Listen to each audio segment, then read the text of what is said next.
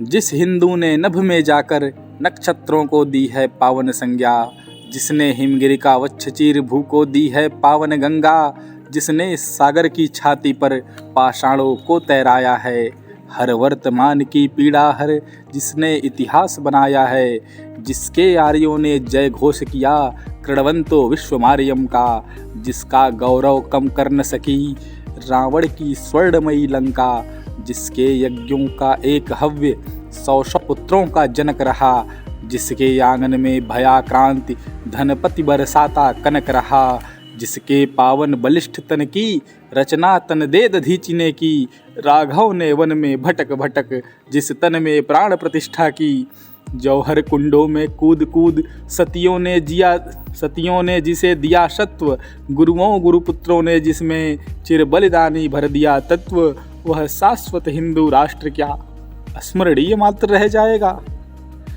इसकी पावन गंगा का जल क्या नालों में बह जाएगा? इसके गंगाधर शिव शंकर क्या ले समाधि सो जाएंगे? इसके पुष्कर इसके प्रयाग क्या गर्त मात्र हो जाएंगे? यदि तुम ऐसा नहीं चाहते तो फिर तुमको जगना होगा और हिंदू राष्ट्र का बिगुल बजाकर दानव दल को दलना होगा। मैं शंकर का वह क्रोधानल कर सकता जगती छार छार, डमरू की वह प्रलय ध्वनि हूँ जिसमें नचता भीषण संहार, रणचंडी की अतृप्त प्यास मैं दुर्गा का उन्मत्त हास, मैं यम की प्रलयंकर पुकार जलते मरघट का धुआंधार, फिर अंतरतम की ज्वाला से जगती में आग लगा दूं मैं, यदि धधक उठे जल थर अंबर जड़ चेतन तो कैसा विस्मय, हिंदू तन मन हिंदू जीवन रग रग हिंदू मेरा परिचय, रग रग हिंदू मेरा परिचय।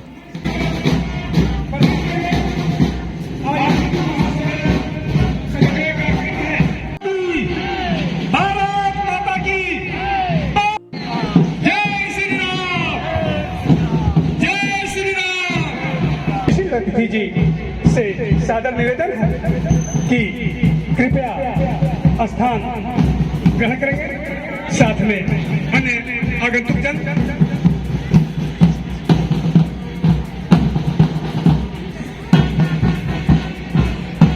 से अपना स्थान ग्रहण करेंगे। हमारे बीच पहुंच चुके हैं। अब प्रस्तुत है हमारे सांस्कृतिक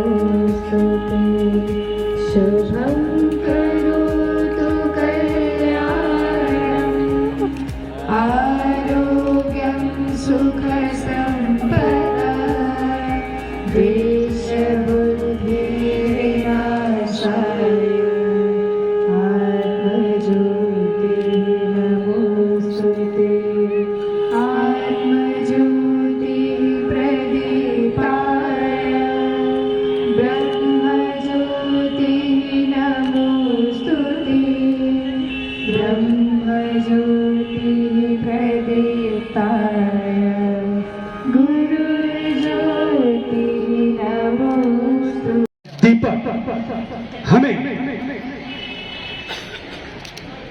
अंधकार से प्रकाश की ओर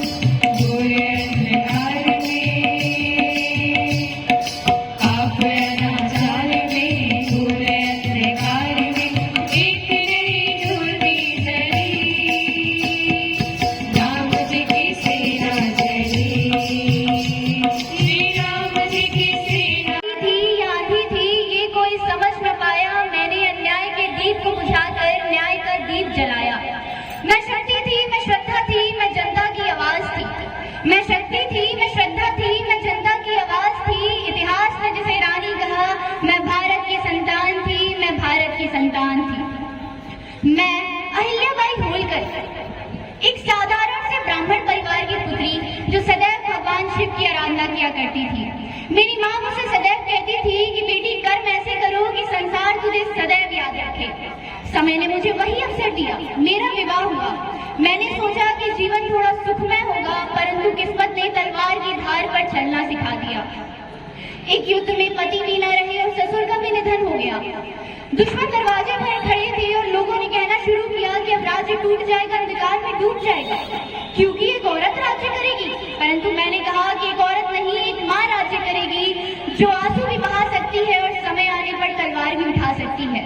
जो आंसू भी बहा सकती है और समय आने पर तलवार भी उठा सकती है। औरत रोने के लिए नहीं, वो रचने के लिए जन्मी है, वो रचने के लिए जन्मी है। नारी हूँ मैं पर कमजोर नहीं, तूफानों से डरी नहीं।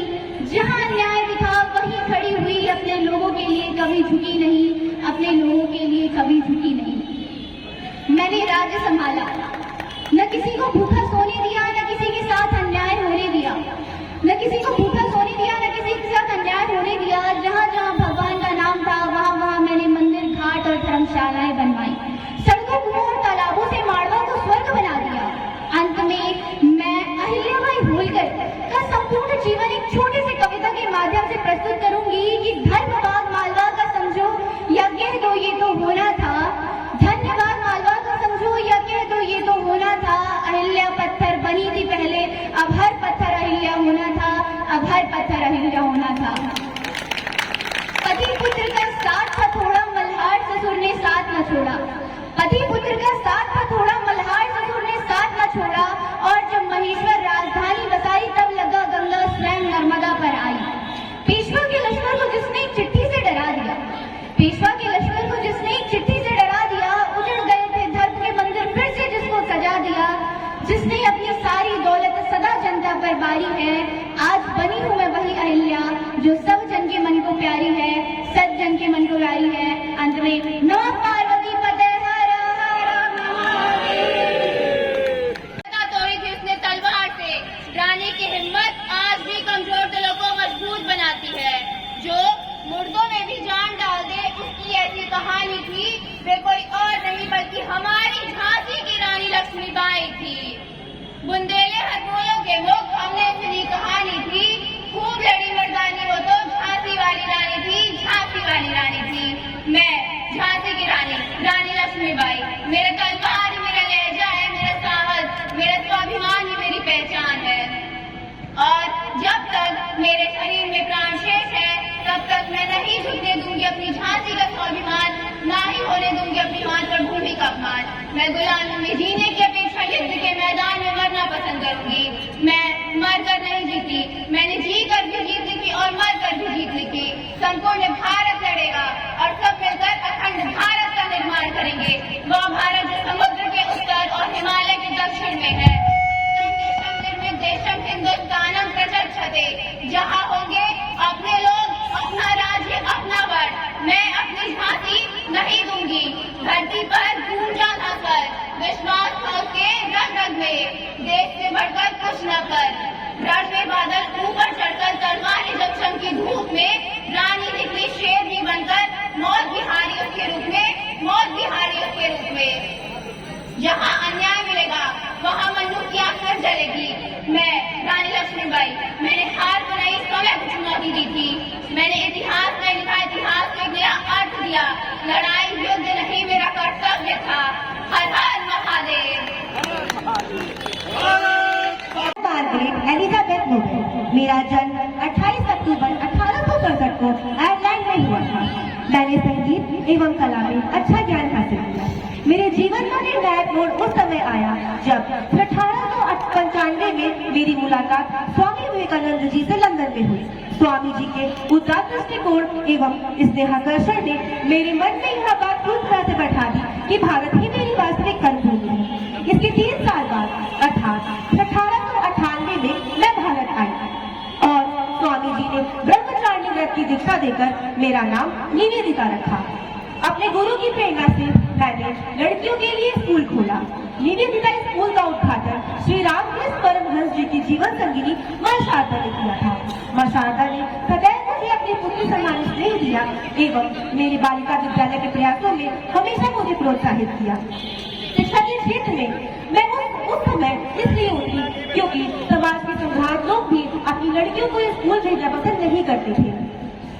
मैंने भारत में स्वतंत्रता संग्राम सेनानियों एवं क्रांतिकारियों का सहयोग एवं समर्थन किया। 1899 में आए प्लेग की महामारी में मैंने अपनी जान जोखिम में डालकर मरीजों की सेवा की। रामकृष्ण परमहंस मिशन को बल दिलाने के लिए मैंने इंग्लैंड, फ्रांस, अमेरिका आदि देशों की यात्रा की। जय हिंद, जय भारत। हर युग में एक धर्म युद्ध हुआ है, सत्य और असत्य के बीच, जैसे श्री राम और रावण के बीच, पांडवों और कौरवों के बीच, और आज राजपूतों और खिलजियों के बीच। और हर युग में जीत केवल सत्य की हुई है। जब जब दुनिया में अंधकार बढ़ा, तब राजपूत योद्धाओं ने ज्वाला की तरह जलकर अपना बलिदान दिया, मगर धर्म को बुझने ना दिया। अगर आज रणभूमि में हमारे भी अमर भी हो जाए, तब भी शत्रु जीतेगा नहीं। अब चित्तौड़ में एक और लड़ाई होगी, जो ना कभी किसी ने देखी होगी ना सुनी होगी, और वो लड़ाई शख्स हथियारियां लड़ेंगे। हमारा शत्रु भी देखेगा कि राजपूत वीरांगनाएं वेदना को वीरता में कैसे बदलती है, और उसे यह भी ज्ञात हो जाएगा कि राजपूती कंगन में उतनी ही ताकत होती है जितनी कि राजपूती तलवार में, जिससे अग्नि को साक्षी मानकर हम जीने और मरने का वचन लिया है। आज उसी पवित्र अग्नि को फिर जलाएंगे और सौंप देंगे अपने आप को उस आग को, और मिलकर जौहर करेंगे। और यही अलाउद्दीन खिलजी की सबसे बड़ी हार होगी। जय भवानी, जय भवानी, जय भवानी। भारत माता की हूँ, तलवार हूँ, भालों और तोपों का वार हूँ, उपकार हूँ, हुंकार हूँ, शत्रु का संहार हूँ। मैं हूँ गोंडमाना की रानी दुर्गावती, राजपूत वंश में जन्मी। बचपन से ही मुझे घुड़सवारी, धनुर्विद्या और युद्ध कला का अभ्यास कराया गया। वीरता मेरे रक्त में थी और प्रजा की सेवा करना मेरा धर्म। पति दलपत शाह के देहांत के बाद मैंने अकेले ही गोंडमाना की बागडोर संभाली। मेरी प्रजा मेरा परिवार था और उनकी सुरक्षा करना मेरा सबसे बड़ा कर्तव्य। जब गंभीर चोटें आई, तब भी मैंने अपने सिपाहियों को आदेश दिया कि हम अपने आखिरी सांस तक लड़ेंगे। मैंने अपने आत्मसम्मान और राज्य की स्वतंत्रता के लिए अपना जीवन बलिदान कर दिया, परंतु पराजित कभी नहीं हुई, क्योंकि जो देश के लिए मरते हैं वही इतिहास में अमर रहते हैं। मेरा आज भी आप सभी से यही संदेश है कि अन्याय के सामने कभी मत झुको। साहस और आत्मसम्मान ही सबसे बड़ी शक्ति है। सृष्टि सृजन को गोद में पालती है, नारी शक्ति हर मुश्किल से लड़ना जानती है।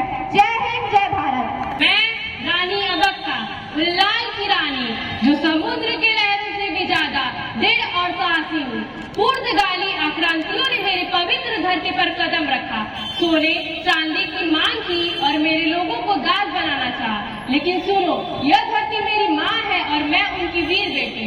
मैंने तलवार उठाई, उनके जहाजों को आग लगा दी और समुद्र की गहराई में उनको ढकेल दिया।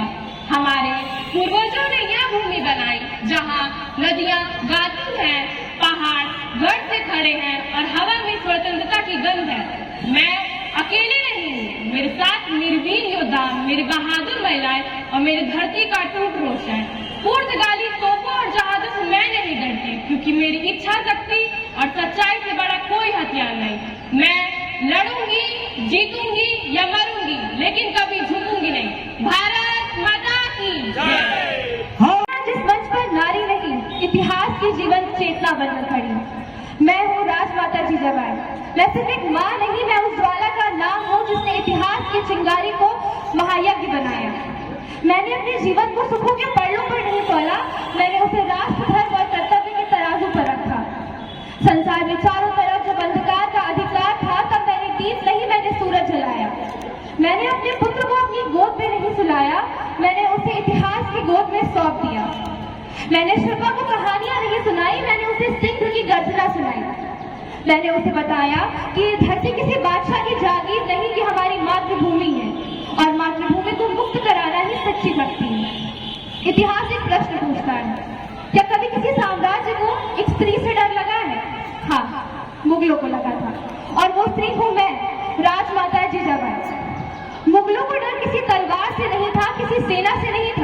उन्हें डर था एक माँ की सोच से। उन्हें लगता था कि ये राज्य ताकत से चलता है, पर मैं जानती हूँ कि राज्य संस्कारों से बनता है। ये स्वराज कोई दान नहीं था, ये मेरे त्याग का परिणाम था। मैंने अपनी रातें चिंता में काटी, मैंने अपने आंसुओं को पत्थर बनाया और उन्हीं पत्थरों पर खड़ा हुआ ये मराठा साम्राज्य। आज जब भी इतिहास बोलता है तो मुगलों की शक्ति नहीं, जिजाबाई का साहस पूछता है। क्योंकि याद रखो, शिवा का शरीर योद्धा था पर उसकी आत्मा जिजाबाई थी। नारी नहीं थी मैं, शक्ति की परिभाषा थी। नारी नहीं थी मैं, शक्ति की परिभाषा थी। स्वराज की नींव नहीं, भविष्य की आशा थी। जिसके शब्द बने शस्त्र, संस्कार बने कवच। जिसके शब्द बने शस्त्र, संस्कार बने कवच। मैं जिजाबाई इतिहास की भाषा थी, इतिहास की भाषा थी। जय हिंद, जय भारत। जोरदार ताली का स्वागत बहनों का। रणचंडी की अतृप्त प्यास, मैं दुर्गा का उन्नत हास, मैं यम की प्रलयंकर पुकार, जलते मरघट का धुआंधार, फिर अंतर तम की ज्वाला से जलती में आग लगा दूं मैं। यदि धड़क उठे जल अंबर, जड़ चेतन को कैसा विस्मय। हिंदू तन मन हिंदू जीवन, रग रग हिंदू मेरा परिचय, रग रग हिंदू मेरा परिचय। इस हिंदू सम्मेलन के प्रांगण में आगमन हुआ है। शायद मुझे जो परिचय कराने का दायित्व मिला है, एक सूर्य के सामने दीपक जलाने जैसा काम मेरा है। आपके हम सबके बीच में ऐसे महान अपने अतिथियों का आगमन हुआ है जिनका परिचय करना आवश्यक लगता है। आज के अपने इस कार्यक्रम के आदरणीय अध्यक्ष डॉक्टर धनीराम मौर्य जी, आप प्राचार्य बीडीएस डीपी जी कॉलेज चौरी चौरा में आप हैं। आपका बहुत ही पुराना मेरा संशोधन के नाते संपर्क, आज मैं अचानक देखा हूं तो मुझे लगा कि धनीराम जी तो मेरे मित्रों में से हैं। जैसा नाम वैसे ही आपका गुण भी है। आपका स्वागत कर रहे हैं प्रसिद्ध समाज सेवी श्री दिलीप जी।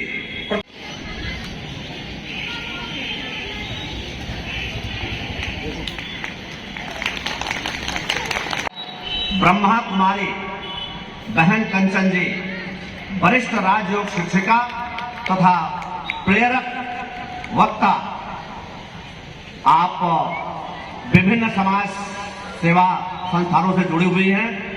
आपके स्वागत के लिए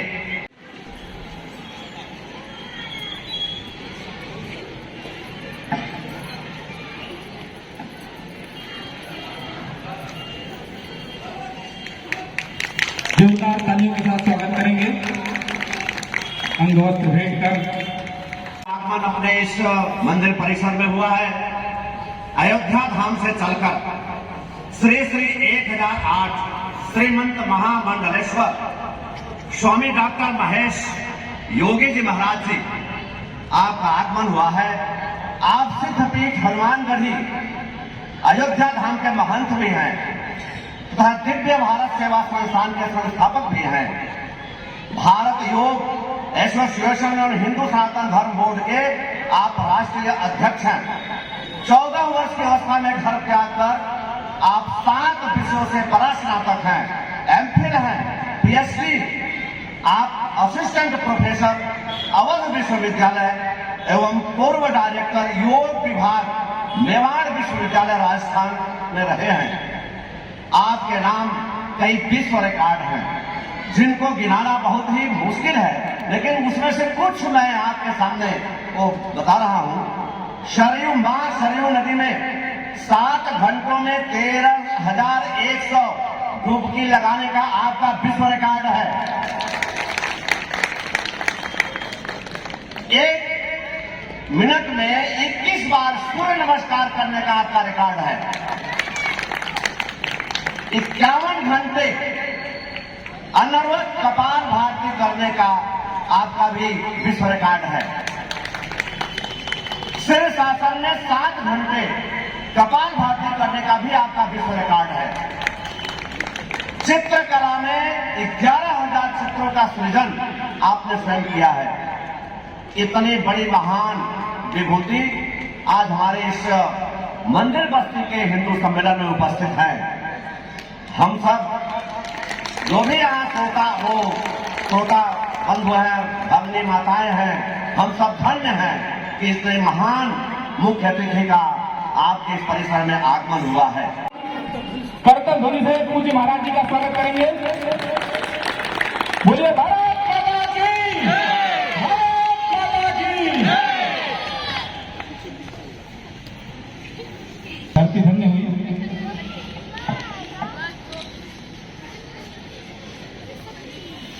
श्रीफल होगा, श्रीफल।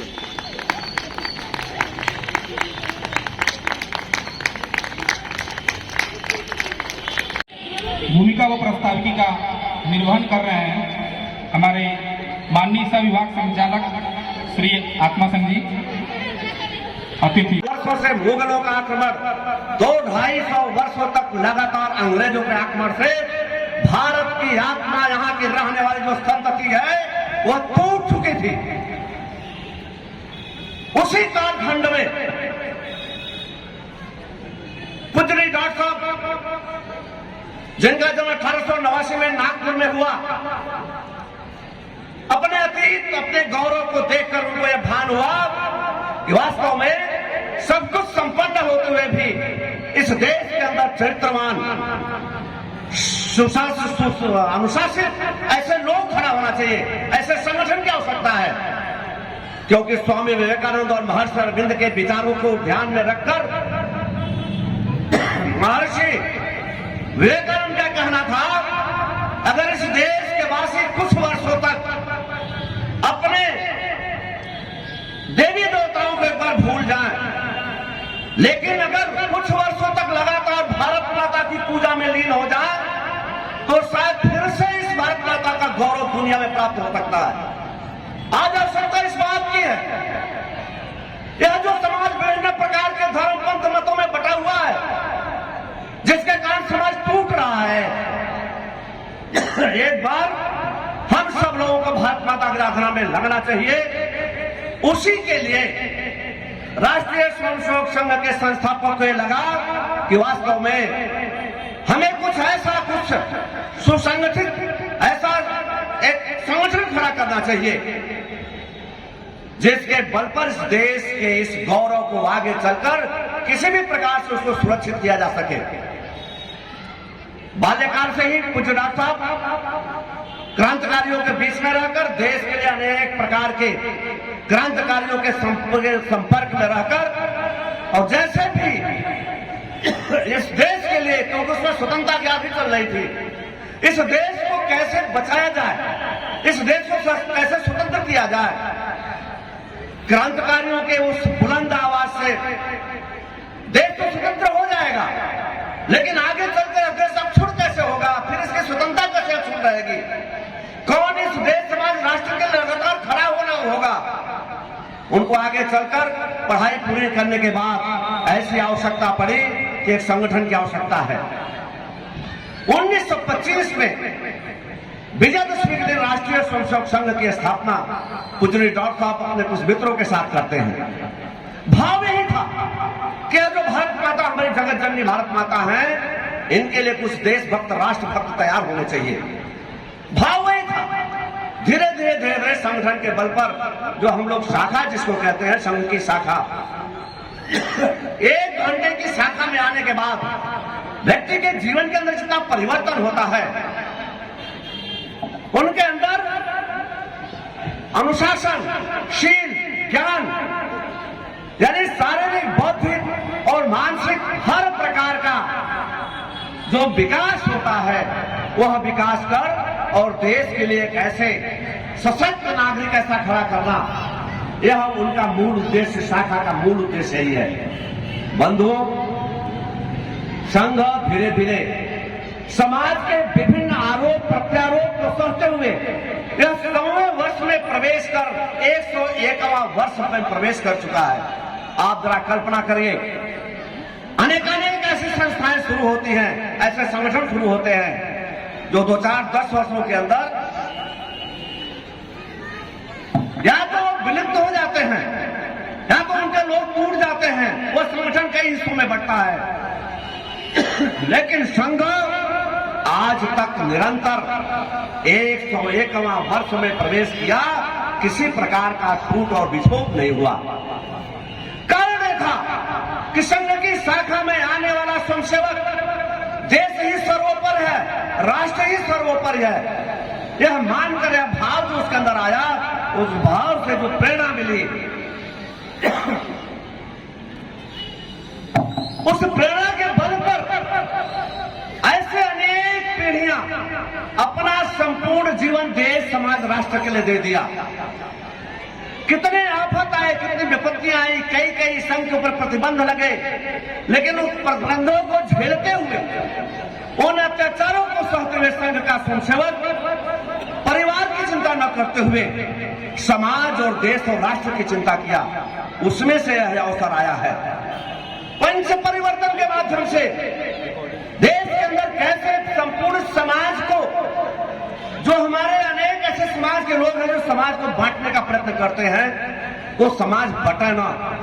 इसके लिए हमारी सामाजिक समरसता, कुटुंब प्रबोधन, नागरिक कर्तव्य, पर्यावरण और स्व की भावना, कैसे स्व की भावना लोगों के अंदर जगाया जाए। पंच परिवर्तन के माध्यम से समाज को एकजुट करने का जो प्रयत्न है राष्ट्रीय स्वयंसेवक संघ का, वह पूरे वर्ष भर बंद हो। लगातार कार्यक्रमों के माध्यम से एक वर्ष से सारे कार्यक्रम चल रहे हैं। उसी में से यह एक हमारा जो हिंदू सम्मेलन है, अभी हमने विगत कुछ दिनों के पहले स्वयंसेवकों का एकत्रीकरण किया था। पूरे देश में कार्यक्रम चल रहा है। अभी हमारा हिंदू सम्मेलन चलेगा, इसके बाद युवा सम्मेलन है। अनेक ऐसे 7-8 कार्यक्रमों के माध्यम से पूरे वर्ष कार्यक्रम चल रहे हैं।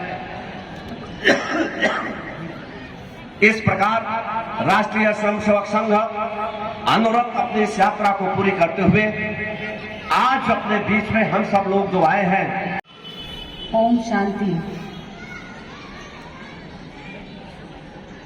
सबसे पहले तो मंचासीन आदरणीय श्री श्री 108 श्री महंत महामंडलेश्वर डॉक्टर स्वामी महेश योगी जी महाराज जी,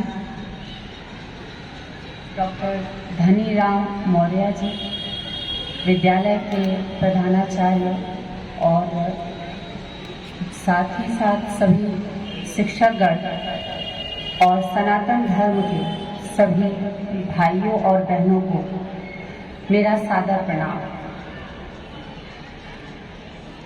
सर्वप्रथम तो संघ के शताब्दी वर्ष जो पूर्ण हुए हैं, उसकी आप सभी भाई बहनों को हार्दिक शुभकामनाएं। और मैं ब्रह्मा कुमारी कंचन, प्रजापिता ब्रह्मा कुमारी ईश्वरीय विश्वविद्यालय के हनुमंत नगर शाखा से आप सभी के समक्ष उपस्थित हुई हूँ। जैसा कि ये ब्रह्मा कुमारी जो संस्थान है, यह एक आध्यात्मिक संस्था है जो विश्व की एकमात्र ऐसी संस्था है जो महिलाओं द्वारा संचालित है।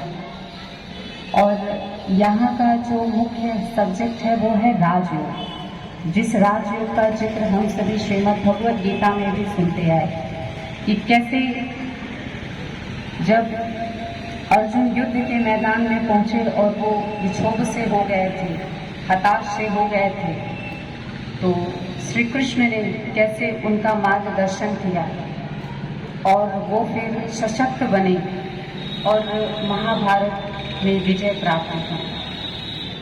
तो यहाँ का मुख्य है राजयोग। राजयोग जिसके द्वारा हम अपने मन को कैसे व्यर्थता और नकारात्मकता से बचा के रख सकते हैं, वो विधि सिखाई जाती है, वो शिक्षा दी जाती है।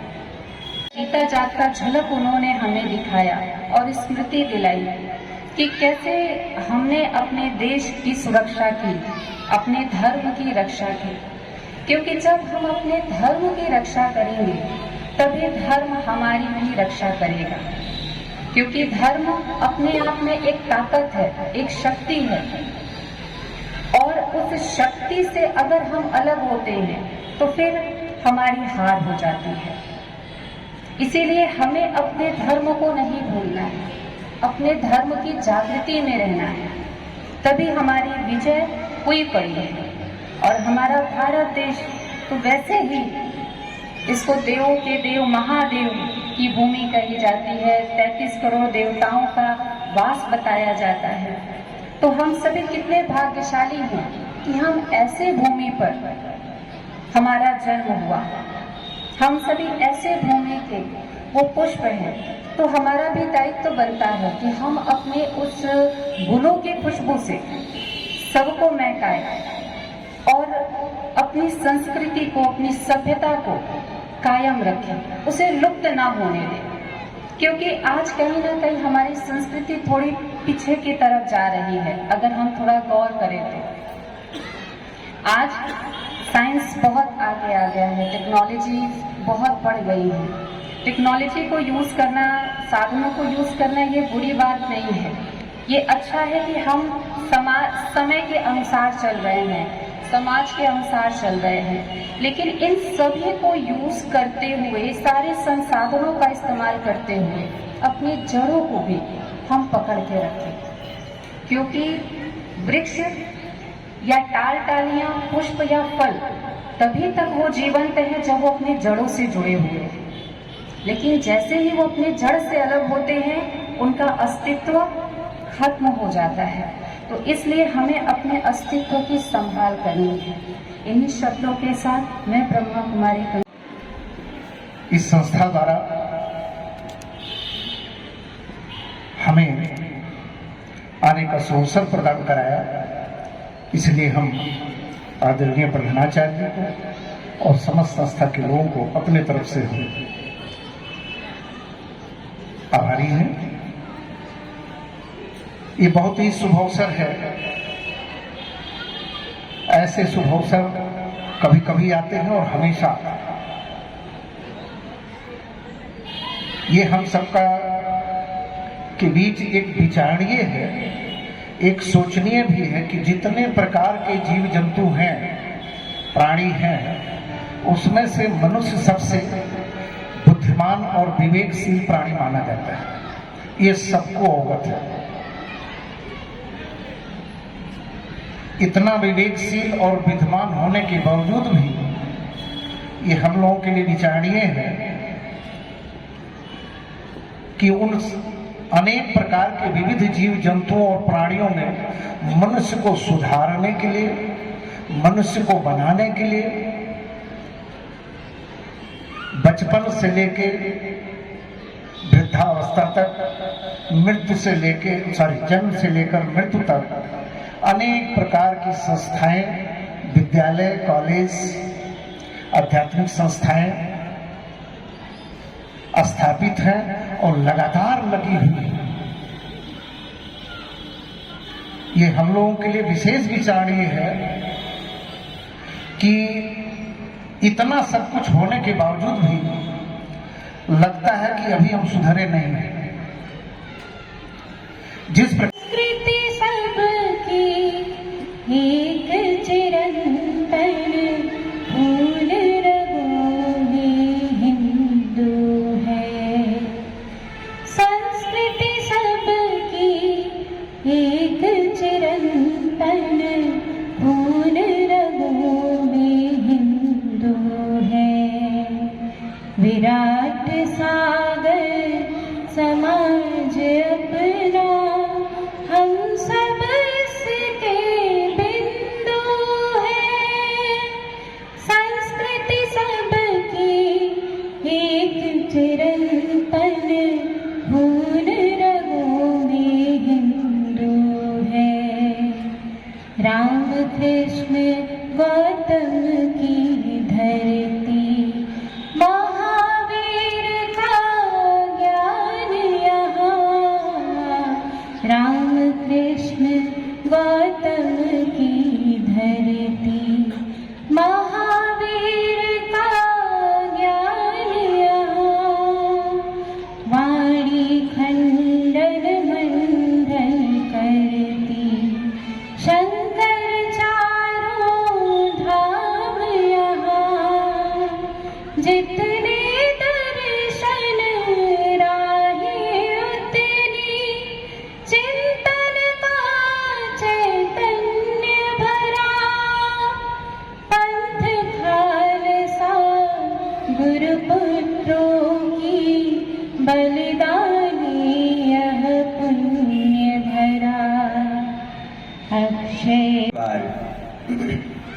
आप सभी अपने दोनों वरद हस्त को ऊपर करें और संकल्प की मुट्ठिका को बांधें और मेरे साथ बोलेंगे,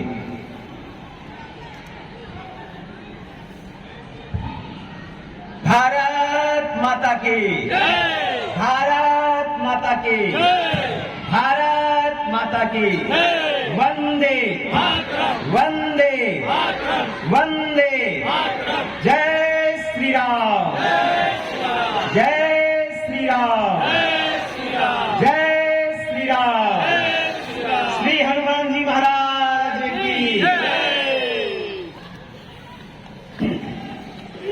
आज भगवान गुरु गोरक्षनाथ जी की पावन धरा पर मुझ अकिंचन को आने का सौभाग्य प्राप्त हुआ। मैं इस पावन भूमि को नमन करता हूं, वंदन करता हूं। ज्ञान के इस पावन मंदिर में मां शारदे के आंचल में भगवती मां भारती के चरणस्थली में आयोजित यह विराट हिंदू सम्मेलन, भारतीय संस्कृति का महाउत्सव, इस महनीय मंच पर उपस्थित हमारे आज के सम्माननीय अध्यक्ष महोदय, ब्रह्म कुमारी ईश्वरीय विश्वविद्यालय गोरखपुर शाखा में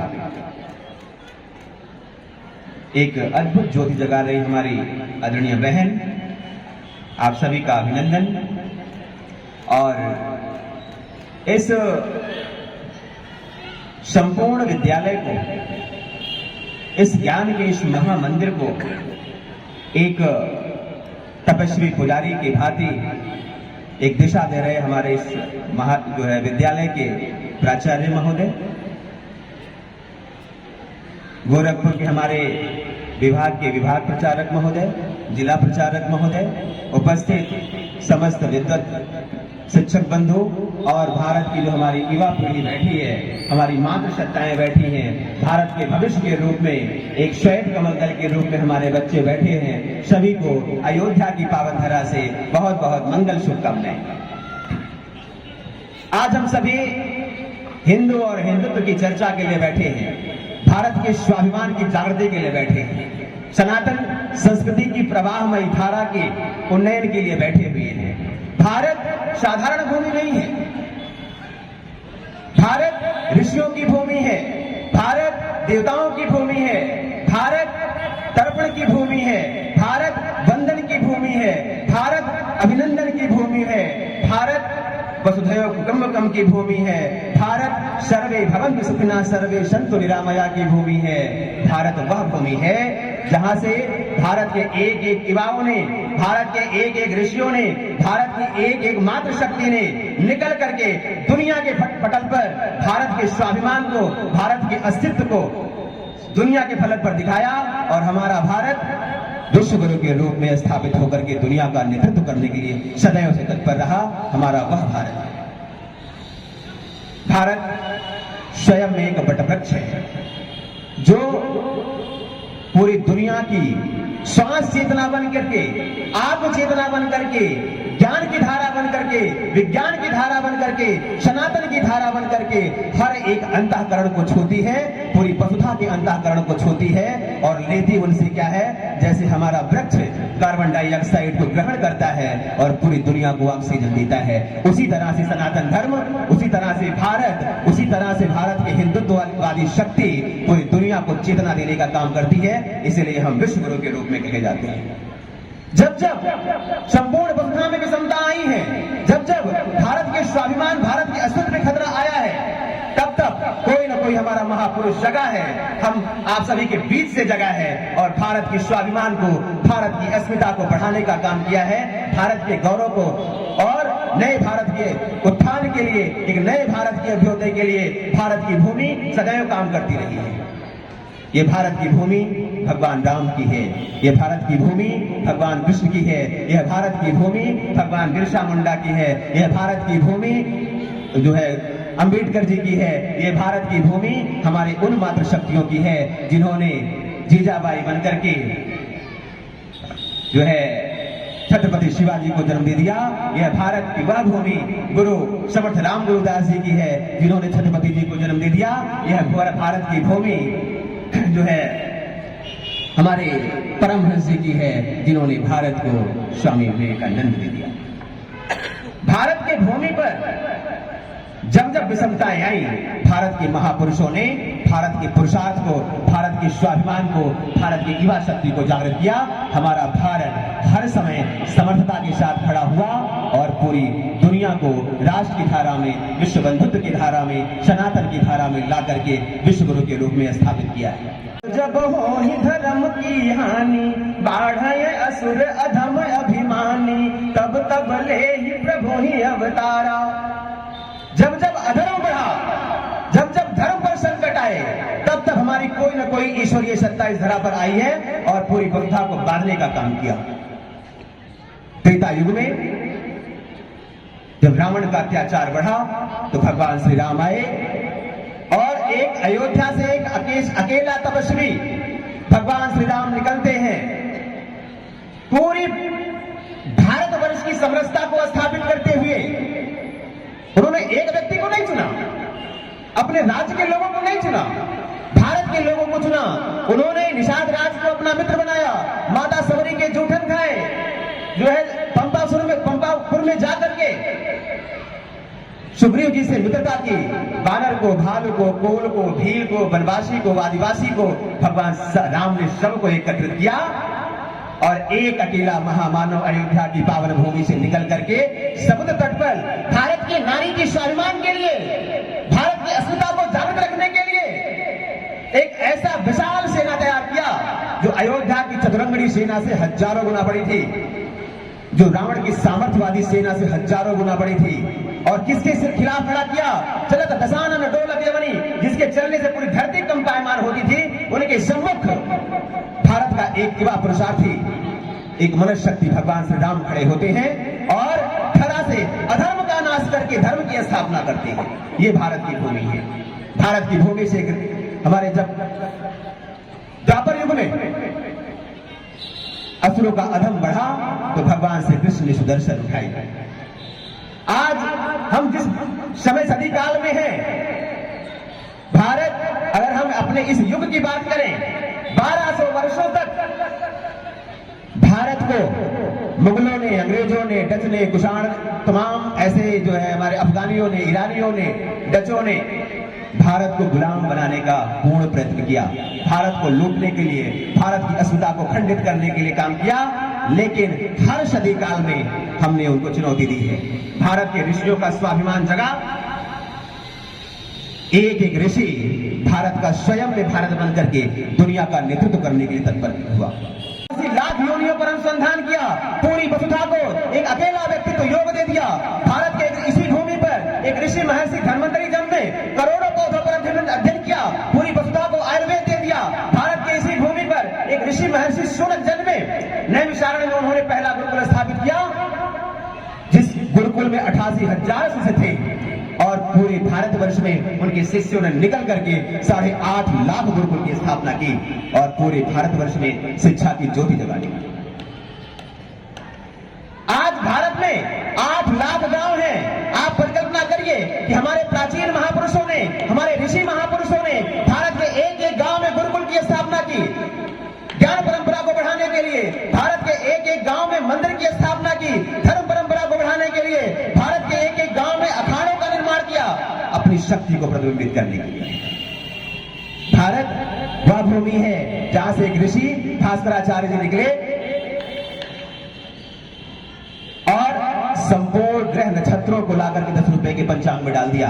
आप परिकल्पना करिए, आज 21वीं सदी का भारत, आज विज्ञान वाली सदी का भारत, चाहे नासा हो, चाहे इसरो हो, संपूर्ण वैज्ञानिक चंद्रमा की चारों परिधि पर उतरने के लिए तत्पर रहते हैं, करोड़ों वर्गों खर्च करते हैं, लेकिन भारत का एक पुरोधा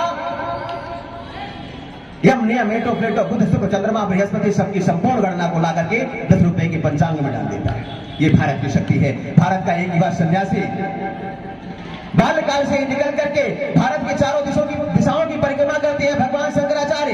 चारों दिशाओं में धर्मपीठ की स्थापना करके हमारे भारत का एक पुरोधा सन्यासी पूरी वसुधा पे सनातन धर्म को प्रतिबिंबित कर देता है।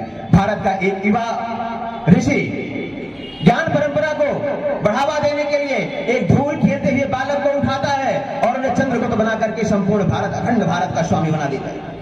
भारत का एक युवा सन्यासी जब स्वामी विवेकानंद बनकर के शिकागो में पहुंचते हैं, संपूर्ण वसुधा को वसुधैव में बांधने का ताकत रखते हैं। ये भारत की अस्मिता है, ये भारत का स्वाभिमान है, ये भारत का गौरव है, ये हमारी सनातन संस्कृति है, ये हमारी हिंदुत्ववादी संस्कृति है जो संपूर्ण वसुधा को जोड़ने का कार्य करती है।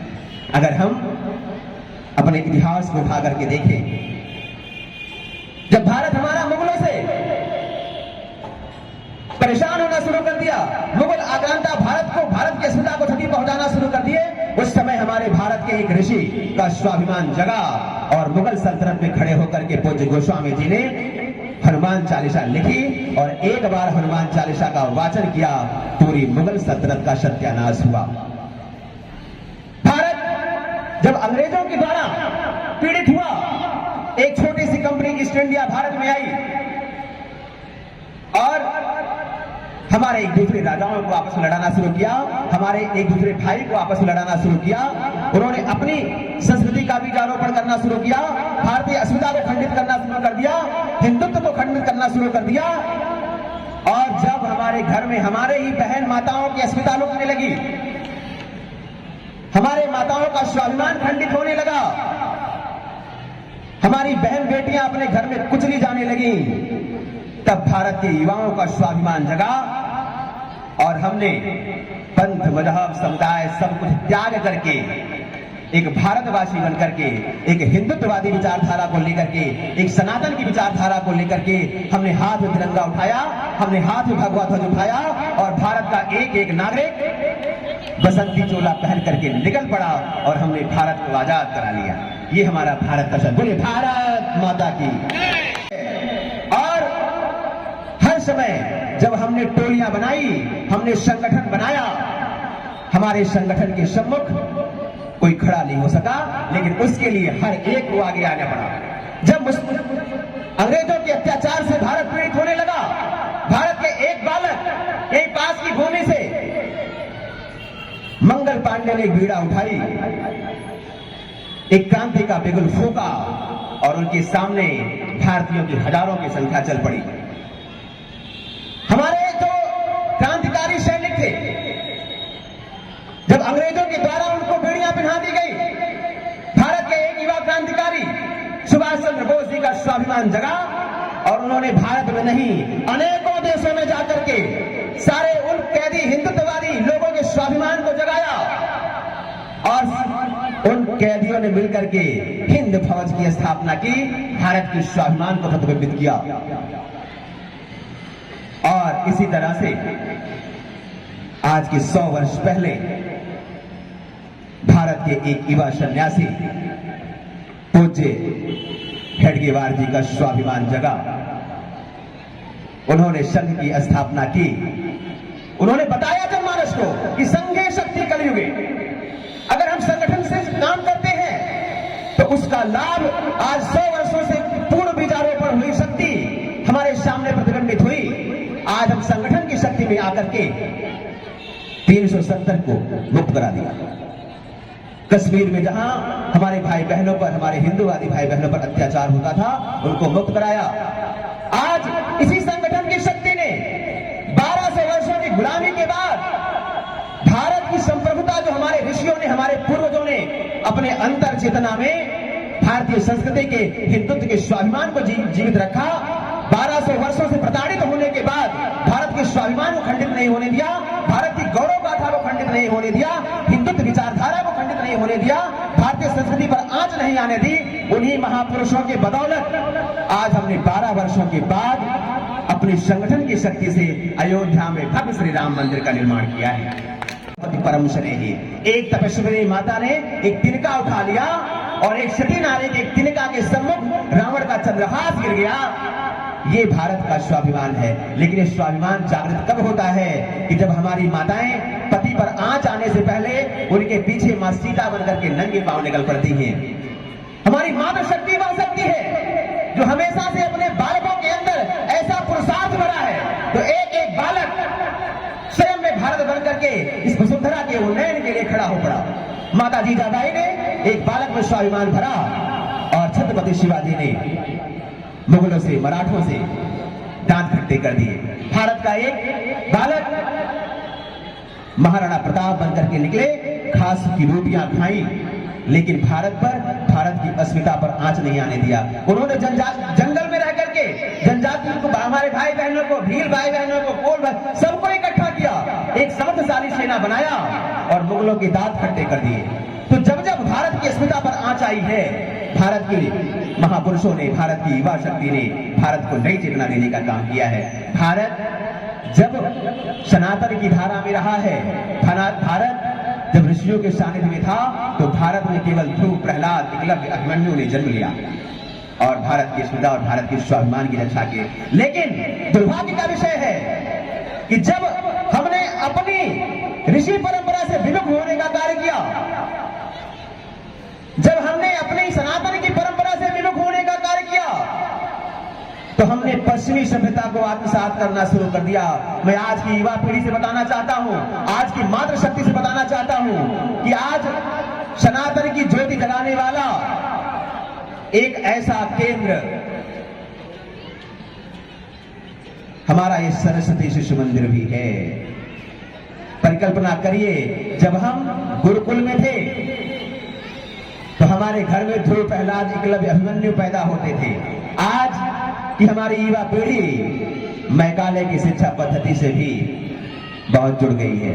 दुर्भाग्य का विषय है। आप परिकल्पना करिए कि सनातन की धारा में आकर के आप भगवान रामकृष्ण प्रभुता को देखिए, जिन्होंने कहा कि प्रातः काल उठ कर रघुनाथा, मातु पिता गुरु नाम ही माथा। माता पिता और गुरु की ऊर्जा को लेना ये हमारी संस्कृति है। गोस्वामी जी ने हनुमान जी के लिए कहा कि श्री गुरु चरण सरोज रज निज मन मुकुर सुधारी, बरनौ रघुबर विमल जसु जोदायक फलचारी। माता पिता गुरु की चरणों की वंदना करने से हमारी सोच का 4 गुना मिल जाता है। लेकिन आज की तो हमारी पीढ़ी है, आज घर में बच्चा पैदा होता है, माता पिता चले जाते हैं ड्यूटी करने, बालक को एक आया पालती है। हम कौन सा संस्कार दे रहे हैं अपने बच्चों को? थोड़ा सा बच्चा हमारा बड़ा हो जाता है, माता पिता उसे कॉन्वेंट में डाल देते हैं, हॉस्टल में डाल देते हैं। आप परिकल्पना करिए, हमारी संस्कृति ने घर को प्रथम मंदिर बताया, हमारी संस्कृति ने घर को प्रथम पाठशाला बताया, हमारी संस्कृति ने माता पिता को प्रथम गुरु बताया, और हमने अपने बच्चे को एक अनाथालय में डाल दिया, एक कॉन्वेंट में डाल दिया। कॉन्वेंट क्या है? कॉन्वेंट पाश्चात्य संस्कृति का एक ऐसा विद्यालय है, एक ऐसा अनाथालय है जहां वहां पति पत्नी में कोई हमारे यहाँ 7 धर्मों की बात कही जाती, वहां ऐसी कोई वार्ताएं नहीं होती। बालक वहां अनाथ होता है। उन ऐसे अनाथ बालकों के लिए उन लोगों ने शिक्षा पद्धति के लिए एक कॉन्वेंट बनाया, जिसमें अनाथ आश्रम की तरह से बच्चे रखे जाते हैं। जब एक कॉन्वेंट विद्यालय में एक बालक आपका अनाथ बच्चों की तरह से जाएगा, उसे नकली मादर फादर पालेंगे, वही बच्चा 18 साल तक उनकी संस्कृति को आत्मसात करके तो वापस लौटेगा और आपको भी अनाथालय में डाल देगा। तो गलती किसकी है?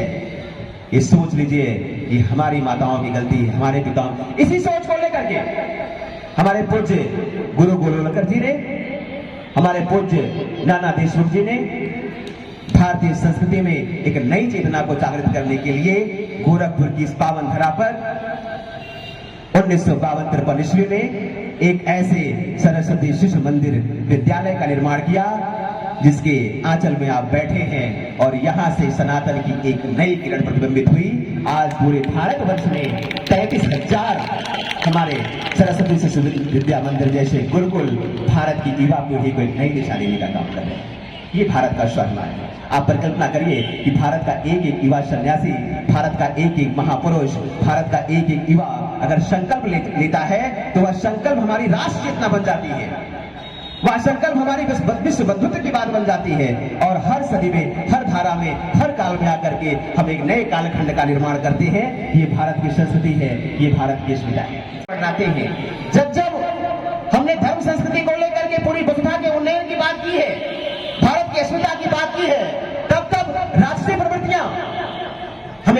करने का काम करती हैं। आज भारत पर फिर वही साया दिखती है मुझे। हम गोरखपुर की धरती के पास है, ये हमारी ये जो सीमाएं हैं ये अलग अलग देशों से मिलती हैं।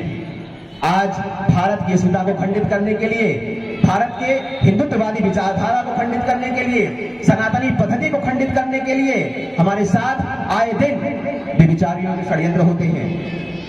हमारे साथ बांग्लादेशी घुसपैठियों के षड्यंत्र होते हैं। हमारे घर को तबाह करने के लिए हर एक घर में षड्यंत्रकारी नीतियां लाई जाती हैं। हम बात करते हैं सर्वे भवन्तु सुखिनः सर्वे सन्तु निरामया की। हमारा इतिहास क्या है?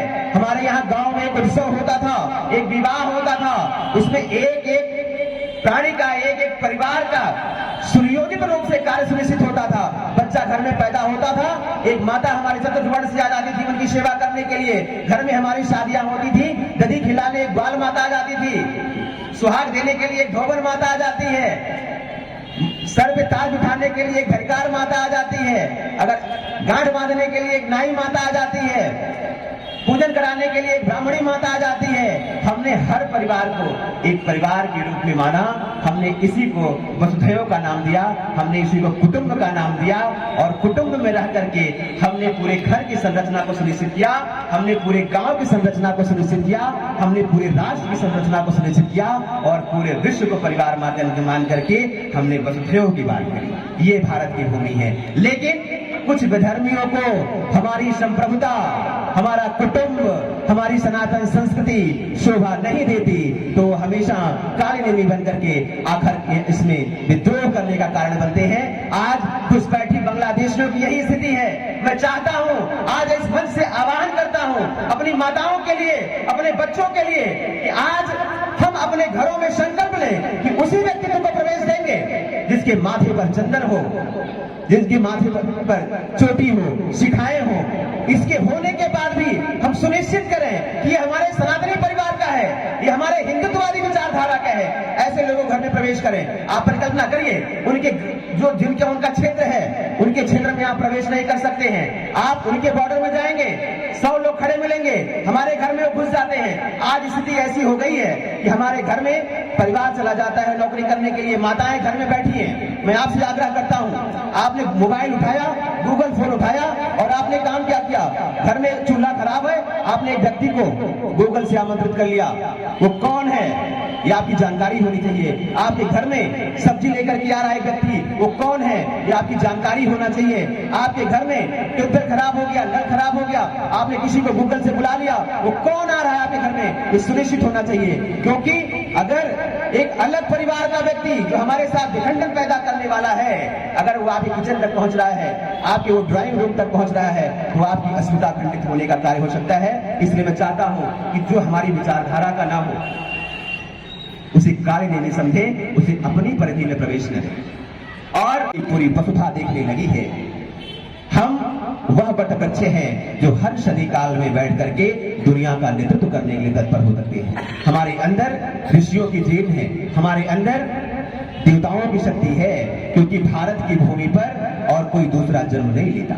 या तो ऋषि जन्म लेते हैं या तो देवता लेते हैं। भारत साधारण भूमि नहीं है। भारत किसी के द्वारा जन्म नहीं लिया है। भारत का कोई पिता नहीं है।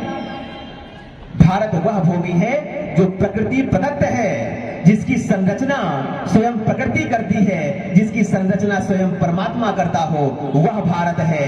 भारत वह भूमि है जो हिंद कुश पर्वत से लेकर के हिंद महासागर तक है, जिसका मस्तक हिंद कुश पर्वत है, जिसके चरण में बैठा हिंद महासागर है। वह प्रकृति प्रदत्त द्वारा, प्रकृति द्वारा निर्मित भारत भूमि है, जो ऋषियों की भूमि है, संतों की भूमि है, ये त्याग की भूमि है, जहां पर हमारे भारत की चेतना ने, हमारी भारत की आध्यात्मिक चेतना हर मनुष्य चेतना में अवतरित होती है, और भारत की एक एक आध्यात्मिक मनुष्य चेतना दुनिया का नेतृत्व करने के लिए खड़ी हो पड़ती है।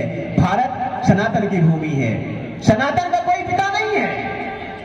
सनातन वह भूमि है जो ब्रह्म शक्ति की, ब्रह्म चेतना की केंद्र बिंदु है, जो ब्रह्म चेतना की हृदय स्थली है, वह सनातन है। सनातन सारे मंद पदार्थ समुदाय हो सकते हैं, सबके पिता हो सकते हैं, लेकिन सनातन ब्रह्म की संरचना है, जहां पर हर चेतना स्वयं में दुनिया का नेतृत्व करने के लिए तत्पर हो पाती है। हमारी मातृशक्ति, अभी आपने दिव्य मंचन देखा, एक हमारी माता का स्वाभिमान जगा, माता अहिल्याबाई का। उन्होंने धर्म संस्कृति को प्रसार करने के लिए पूरे भारतवर्ष में हजारों हजार मंदिरों का निर्माण किया। आप परिकल्पना करिए, एक मां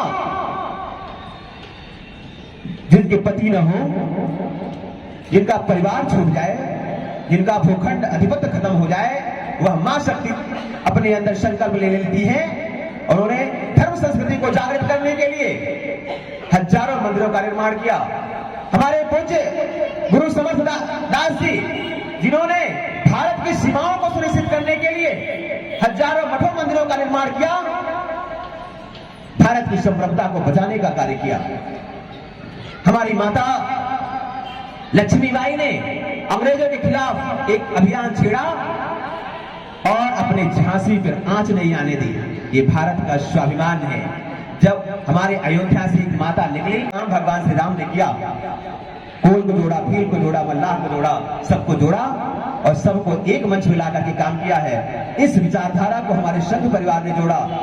हर एक पंथ मजहब समुदाय को, सबको सनातन की धारा में ला करके वसुधैव की बात कर रहा है, सनातन की बात कर रहा है, हिंदुत्व की बात कर रहा है। तो हमें हर सदी काल में हम अपने पंच परिवर्तन में वृक्षारोपण की बात कर रहे हैं, पर्यावरण संरक्षण की बात कर रहे हैं। अरे हमें अपने महापुरुषों से सीखने की आवश्यकता है। जहां जहां से हमारी सभ्यता सुनिश्चित हुई, जहां जहां से हमारी संस्कृति सुनिश्चित हुई, जहां जहां से हमने राष्ट्र के उत्थान करने का नींव डाला है, उन सब का संरक्षण किया है। हमने दुनिया में सबसे अधिक ऑक्सीजन देने वाला हमारा वृक्ष है, हमने उसे अपना आराध्य मान लिया।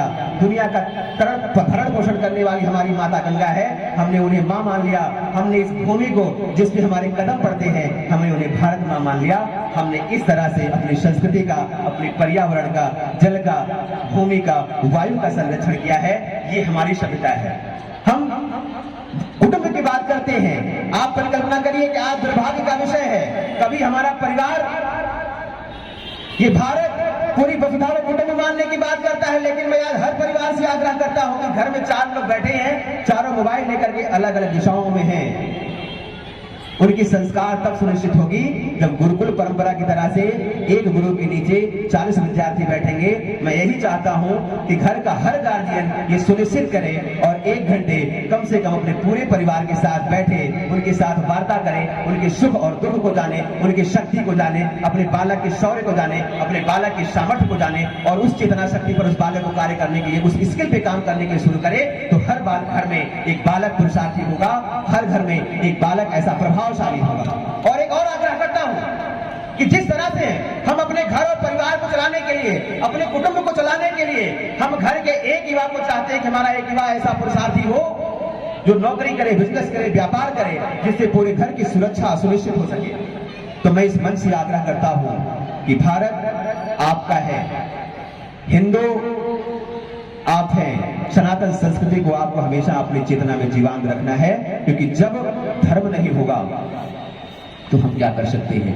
जब हमारी विचारधारा मर जाएगी तो हमारा क्या होगा?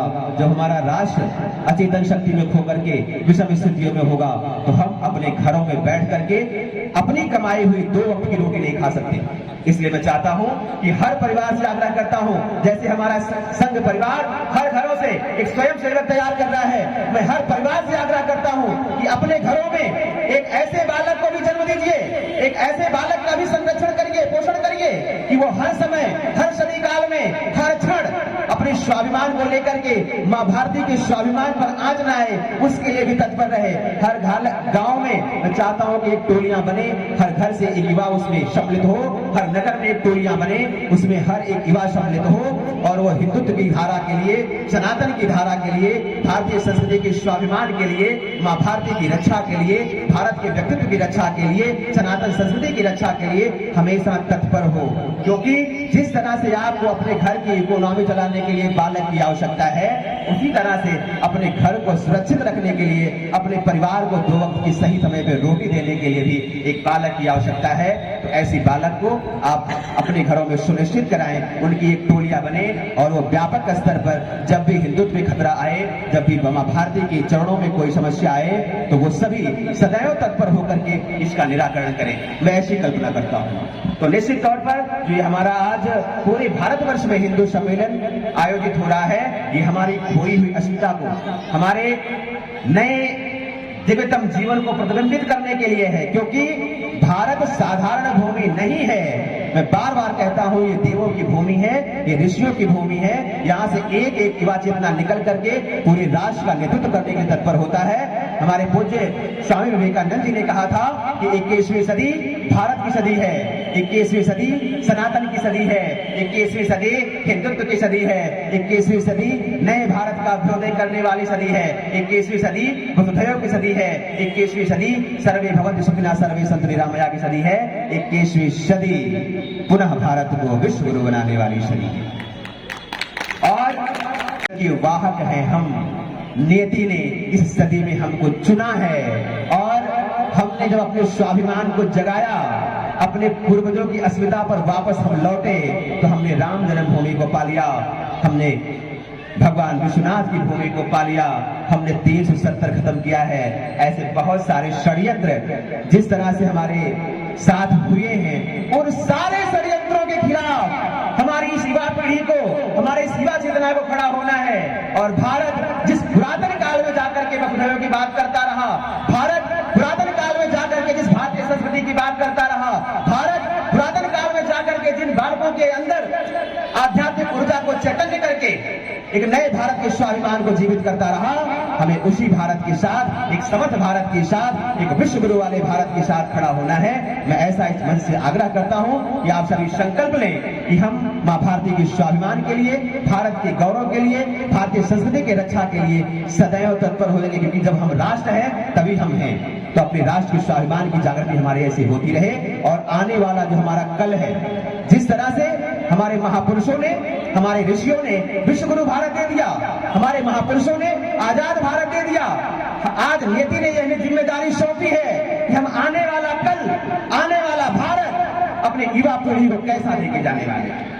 ये नेतृत्व करने का समय ईश्वर ने हमें दिया है। तो इस नेतृत्व काल में हम हिंदुत्ववादी विचारधारा को लेकर के, एक संगठन की शक्ति को लेकर के, सर्वे भवन्तु सर्वे जो है सुखिनः की बात करते हुए सनातन के पथ पर चल करके, ऋषियों की प्रेरणा पद्धति पर चल के अपनी ऊर्जा शक्ति को इतना प्रबंधित करें कि हमारे भारत का एक एक युवा फिर से स्वयं विवेकानंद बनकर के दुनिया का नेतृत्व करने के लिए खड़ा हो।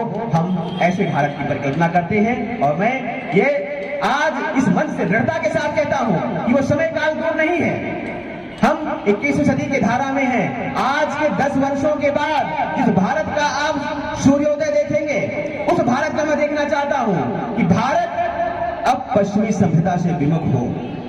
जब जब हमने उगते हुए सूरज को प्रणाम किया है, जब तक हमने उगते हुए सूरज की वंदना की है, उगते हुए सूर्य की तपस्या की है, तब तक दुनिया ने हमें प्रणाम किया है। हम उगते हुए सूर्य को प्रणाम करने वाली सभ्यता के द्योतक हैं। हम उगते हुए सूर्य वाली सनातन परंपरा के द्योतक हैं। लेकिन जब यही सूर्य, जब हमारे भगवान सूर्य पश्चिम में पहुंच जाते हैं, तो वो अस्त होते हैं, और अस्त होते हुए सूर्य को धरा प्रणाम नहीं करते। तो मैं इसलिए कहता हूं कि आप भारत की भूमि पर हैं। भारत ने आपको उदित सूर्य को प्रणाम करने का सौभाग्य प्रदान किया है। भारत ने आपके अंदर उदित होते हुए सूर्य की आभा को, सूर्य के सौर को भरा है। भारत ने उदित होते हुए सूर्य की शौर्यवंशी गाथा को गाने का इतिहास भरा है आपने। तो मैं चाहता हूं कि आपके अंदर भगवान सूर्य की वो ऊर्जा, भगवान सूर्य का वो तत्व, भगवान सूर्य का वो पुरुषार्थ ऐसे प्रतिबिंबित हो कि 24 घंटा प्रकाशमान होकर के इस धारा के, इस धरा के, इस वसुधैव के नेतृत्व करने के लिए, इस वसुधा का नेतृत्व करने के लिए तत्पर हो। क्योंकि जब भगवान सूर्य पश्चिमी सभ्यता में पहुंचते हैं, पश्चिम की धारा में पहुंचते हैं, तो वह अस्त होने का समय है। तो मैं चाहता हूं, इस मंच से आह्वान करता हूं कि आप पश्चिमी सभ्यता का त्याग करें, पश्चिमी शिक्षा पद्धति का त्याग करें, और भारतीय संस्कृति में धारा में आकर के उगते हुए भी ईश्वरी को प्रणाम करते अपने बच्चों को सरस्वती विद्या मंदिर में ला करके जो है विद्यालयों में उनको अध्ययन कराएं और अपने पुरातन संस्कृति को, पुरातन सभ्यता को, पुरातन संस्कारों को जीवित करके पुनः एक नए भारत का अभ्युदय करें, ऐसी मंगल कामना करता हूं। एक बार पुनः आप सभी अपने दोनों वरद हस्त को ऊपर उठाएंगे और मेरे साथ बोलेंगे, भारत माता की, भारत माता की, भारत माता की,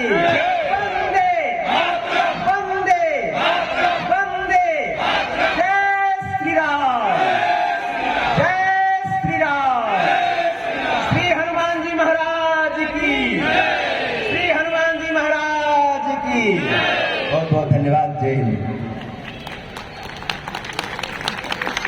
व्यक्तित्व से हमारा यह मंच हिंदू सम्मेलन का सारगर्भित हो उठा है।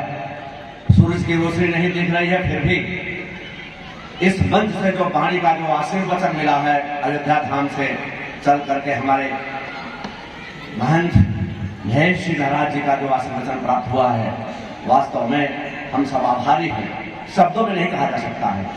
वैसे ही आदरणीय अध्यक्ष जी भी काफी कुछ हम लोगों को बताया है। बहन कंचन जी ने भी, जो ब्रह्मा कुमारी संस्था से संचालित हैं, उन्होंने भी हमें कुछ सीख दिया है।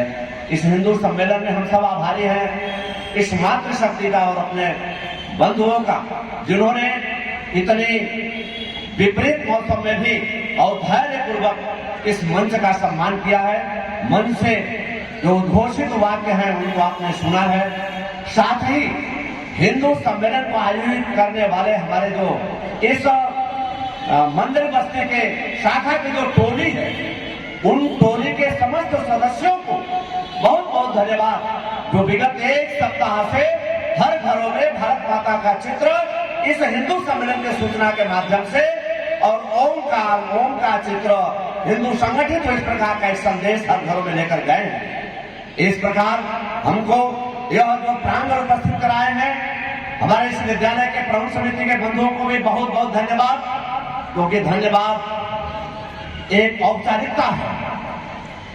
अब मैं पुनः एक बार अपने पूज्य महंत जी का आशीर्वचन के प्रति पुनः आभार ज्ञापित करते हुए इस मंच से इस कार्यक्रम की आरती के लिए सभी लोग अपने स्थान पर खड़े होंगे। भारत माता की आरती होगी।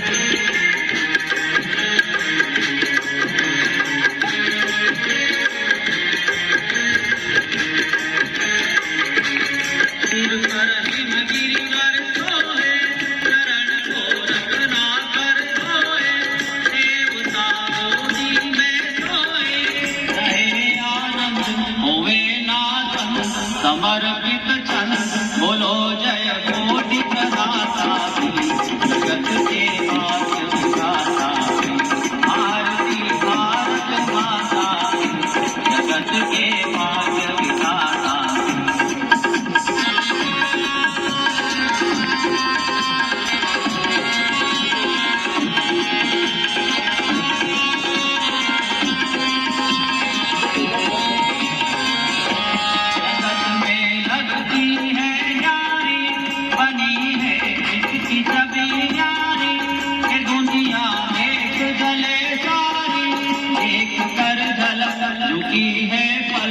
बड़ी है पावर से जहाँ जगत के भाग्य विधाता आरती भारत माता जगत के भाग्य विधाता।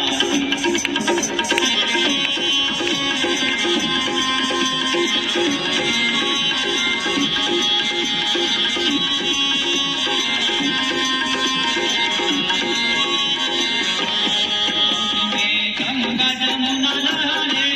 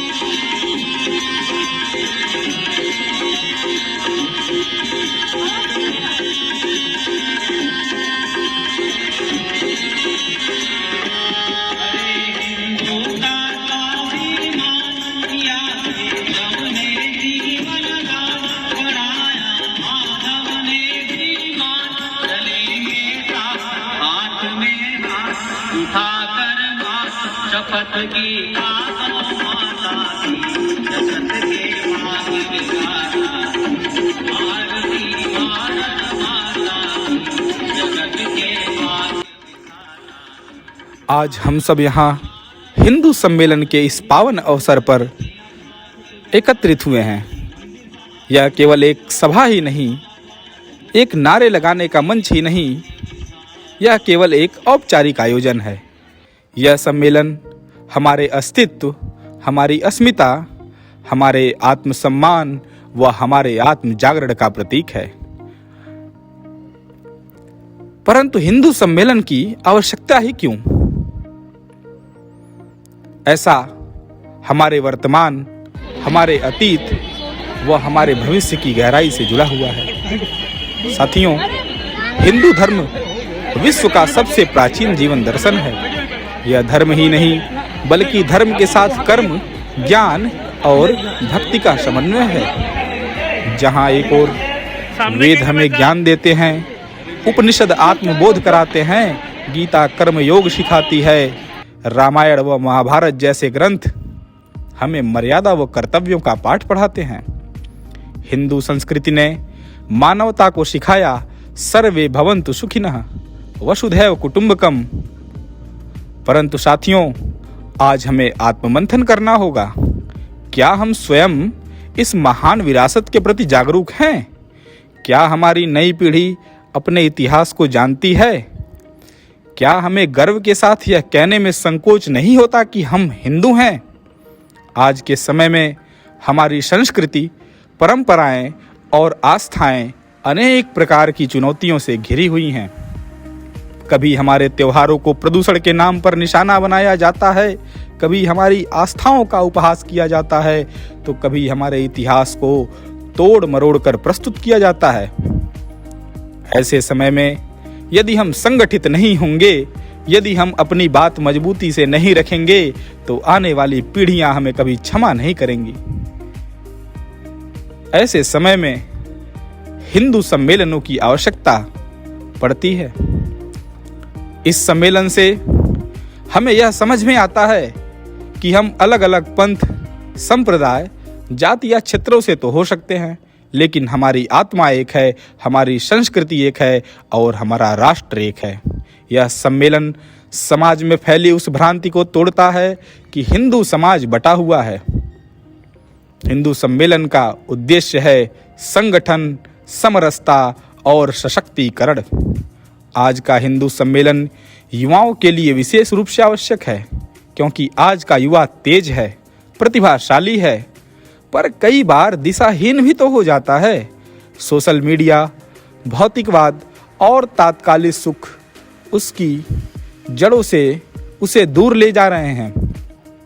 हिंदू सम्मेलन युवाओं को यह सिखाता है कि डिग्री के साथ चरित्र भी आवश्यक है, रोजगार के साथ राष्ट्रबोध भी आवश्यक है और अधिकारों के साथ कर्तव्य भी आवश्यक है। यह सम्मेलन आज के युवाओं को बताता है कि शिवाजी महाराज केवल इतिहास नहीं हैं, वे साहस और स्वाभिमान की प्रेरणा हैं। भगवान राम केवल पूजा की मूर्ति नहीं हैं, वे आदर्श पुत्र, आदर्श राजा और आदर्श मानव हैं। स्वामी विवेकानंद केवल सन्यासी नहीं हैं, वे आत्मविश्वास और राष्ट्र जागरण के प्रतीक हैं। साथियों, कुछ लोग कहते हैं कि हिंदू सम्मेलन ही क्यों? मैं उनसे विनम्रता के साथ कहना चाहता हूं कि जब हर विचारधारा, हर वर्ग, हर समुदाय, हर पंथ अपने अस्तित्व की रक्षा के लिए संगठित हो सकता है, तो हिंदू समाज का संगठित होना गलत क्यों ठहराया जाता है? हिंदू सम्मेलन किसी के विरोध में नहीं है, ना ही यह नफरत फैलाता है, ना ही यह किसी प्रकार की हिंसा का समर्थन करता है। यह केवल कहता है कि हम अपनी संस्कृति पर गर्व करते हैं और उसकी रक्षा करना हमारा परम कर्तव्य है। हिंदू सम्मेलन समाज की बुराइयों पर भी प्रहार करता है। यह जातिवाद, छुआछूत, ऊंच नीच, नशाखोरी और सामाजिक कुरीतियों के खिलाफ एक सख्त संदेश देता है, क्योंकि सच्चा हिंदू वही है जो समाज के अंतिम व्यक्ति को भी सम्मान दे। साथियों, आज भारत पुनः वैश्विक मंच पर अपनी अलग पहचान बना रहा है, लेकिन विश्वगुरु तो वही बन सकता है ना जो अपनी आत्मा से जुड़ा हो। बिना संस्कृति के विकास खोखला होता है। आर्थिक प्रगति के साथ सांस्कृतिक चेतना भी आवश्यक है, तकनीकी के साथ तपस्या भी आवश्यक है और शक्ति के साथ सील का गुण होना भी आवश्यक है। आज आवश्यकता है कि हम इस सम्मेलन को केवल एक दिन का आयोजन न बनाएं, बल्कि इसे जीवन की दिशा बनाएं, अपने घरों में संस्कार लौटाएं, अपने बच्चों को अपनी कहानियां सुनाएं और समाज में सकारात्मक संवाद स्थापित करें। मैं इस सम्मेलन के माध्यम से यह कहना चाहूँगा कि हिंदू सम्मेलन कोई राजनीति नहीं, यह राष्ट्र नीति है। यह धर्म की रक्षा नहीं, धर्म के मर्म की रक्षा है। यह किसी के विरुद्ध नहीं, बल्कि अपने अस्तित्व, संस्कृति और भविष्य के पक्ष में है। तो आइए हम सब मिलकर यह संकल्प लें कि हम संगठित रहेंगे, संस्कारित रहेंगे और भारत को उसकी सनातन आत्मा के साथ पुनः विश्वगुरु के पद पर बिठाएंगे। इसी के साथ भारत माता की जय। वंदे मातरम।